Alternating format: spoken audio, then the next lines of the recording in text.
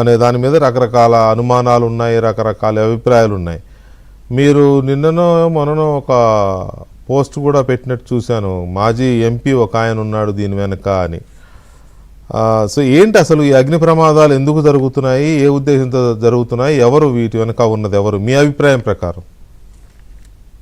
కృష్ణ గారు, మొన్న తుళ్ళూరు రాయపూడి గ్రామాల మధ్య ఈ మెగా కంపెనీకి సంబంధించిన పైప్ లైన్లు దగ్ధం కావడంతో ఆ వార్త విన్నగానే ఆ అర్ధరాత్రి పూట నేను అమరావతిలోనే ఉన్నాను.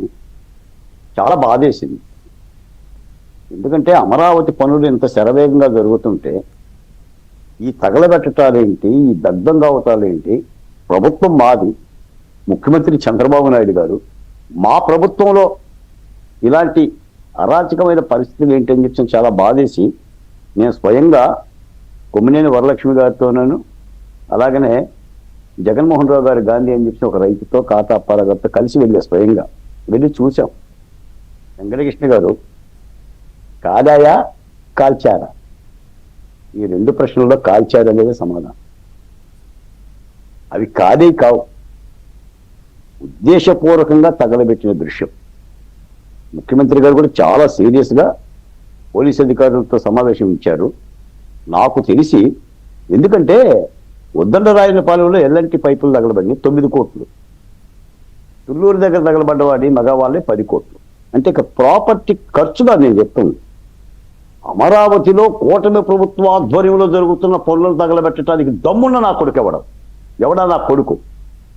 వాడెవడో రాజధాని నిర్మాణ పనులను తగలబెడదామనే ఆలోచన రావడమే చాలా ఘోరం. ఆ ఉద్దండరాయనపాలెంలో నందిగం సురేష్ మాజీ ఎంపీ ఉన్నాడు. గత 5 ఏళ్ళు ఆయన అరాచకాలు మేము భరించాం. అంతమంది రైతులు ఆ ప్రాంతంలో దీక్షా శిబిరాలు చేస్తుంటే కోటి శిబిరం పెట్టాడు. టీఏడిఏలు ఇచ్చి, ఒక చికెన్ ముక్కిచ్చి, ఒక మాంసం ముక్కిచ్చి 2 సంవత్సరాల పాటు 3 రాజధానుల దీక్ష పెట్టాడు జగన్మోహన్ రెడ్డి గారి దీవెనలతో. వీళ్ళే చేస్తుంటారనేది నా ఆరోపణ. నేను అన్న తర్వాత 24 గంటలు గడిచింది, నందిగం సురేష్ స్పందించలేదు. ఇది అర్ధాంగీకారం కాదా? లేకపోతే ఎందుకు తగలబడతాయి? రాజధాని రైతులకు అవసరం లేదు, సాదాసేదా రైతులకు తగలబెట్టే ఉద్దేశం కూడా రాదు, వాళ్ళకే అవసరం లేదు. మొత్తం రైతులే అక్కడ. ఎవరు తగలబెట్టాలి? జగన్మోహన్ రెడ్డి గారికి మెప్పుకు పొందేవాడు తగలబెట్టాలి. అరటి తోటలు ఎవరు తగలబెట్టారు? ఎస్సీల మీద ఎస్సీ అట్రాసిటీ కేసు ఎవరు పెట్టారు? ఆ బాపత వల్లే చేస్తుంటారు. కాబట్టి మేము కూడా కోరుతున్నాం ప్రభుత్వాన్ని, ఒక్కొక్కరిని కుక్కని కట్టేసినట్టు కట్టేయండి రాజధాని దిమ్మెలకి, లేదా రైతులకు అప్పు చెప్పండి, గ్రామాల నుంచి బహిష్కరించండి. అమరావతి మీద నిందలు భరించాం, మళ్ళీ ఇప్పుడు నిప్పులు పెడుతున్నారు మీరు. ఇదేమవుతుంది? రాష్ట్రం అంతా చేతగాని ప్రభుత్వం అవుతుందా? చేతగాని ప్రభుత్వం కింద సంకేతాలా? నందిగం సురేష్ మాట్లాడాలి ఇప్పుడు. నేను పర్టికులర్గా మీ ఏబిఎన్ ద్వారా కూడా చెప్తున్నా, దీని వెనక నందిగం సురేషే ఉంటాడు. అతగాడు ఆ బాపతే. అతగాడు జగన్మోహన్ రెడ్డి గారి కోసం ఏదైనా చేస్తాడు. అలా చేశాడు కదా ఐఏఎస్లు, ఐపీఎస్లు. ఆ బోరుగడ్డలు ఏం చేశాడే? ఏం చేశాడు? ఇవే కదా. కాబట్టి వీళ్ళ రాజకీయ ప్రేలాపనల కోసం లేదా ఆశ కోసం చేస్తున్న ఈ పని తప్పనిసరి. నేను చెప్తున్నాను సార్, నేను ప్రభుత్వానికి సోషల్ వెల్ఫేర్ బోర్డు చైర్మన్గా కూడా ప్రభుత్వాన్ని కోరుతున్నాను, ముఖ్యమంత్రి గారిని. బాధేస్తుంది.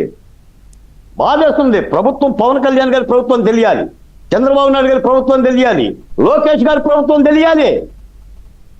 బహిష్కరించాలి, గ్రామ బహిష్కరణ చేయాలి, ముసుగులు తీసి మీడియా ముందు పెట్టాలి. వాళ్ళ ఉద్దేశం ఏంటి?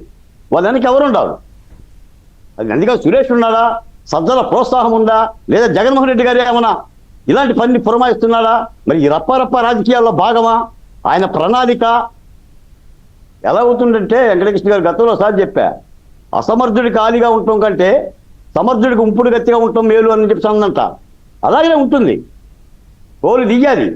కాబట్టి అక్కడ పనులు చేపట్టిన కంపెనీలు కూడా సీసీ కెమెరాలు పెట్టాలి, సెక్యూరిటీ గార్డులు పెట్టాలి. మీరు సంబంధించిన రెడ్ హ్యాండెడ్గా పట్టుకోగలగాలి. మీ ప్రాపర్టీని మీరు కాపాడాలి, రైతులు కాపాడాలి, ప్రభుత్వం కాపాడుతుంది. ఎందుకంటే అది విశాలమైన ప్రాంతం అని సార్. నేను వెళ్ళి చూశాను, అసలు బ్రహ్మాండమైన వర్కులు జరుగుతున్నాయి సార్.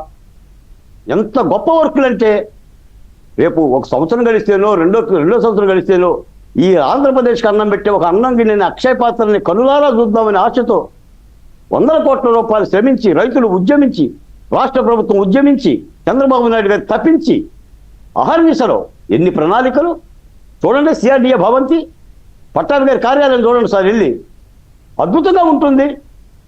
ఈ సందర్భంగా చివరి మాట ఏంటంటే సార్, జగన్మోహన్ రెడ్డి గారు చేసిన పాపాలు చెప్పుకుంటే పోతాయి అంటారు బైబిల్లో. దాన్ని పశ్చాత్తాపం అని అంటారు, అంటే ప్రాయచిత్త సంకీర్తన అని అంటారు. జగన్మోహన్ రెడ్డి గారు ప్రత్యేకంగా కేంద్ర ప్రభుత్వ గజెట్ నోటిఫికేషన్ జరుగుతున్న అసెంబ్లీ సమావేశాలకు వెళ్ళి కనీసం చేసిన పాపాలు చెప్పుకోండి. అమరావతి మీద మాట్లాడటానికైనా ఇంపుడు కళ్ళ భాషలు బిగుతాయి. లేదంటే ఈ సువర్ణ అవకాశాన్ని, ఈ అద్భుతమైన సన్నివేశాన్ని కనుక అసెంబ్లీలో వైసీపీ ఎమ్మెల్యేలు పాలు పంచుకోకపోతే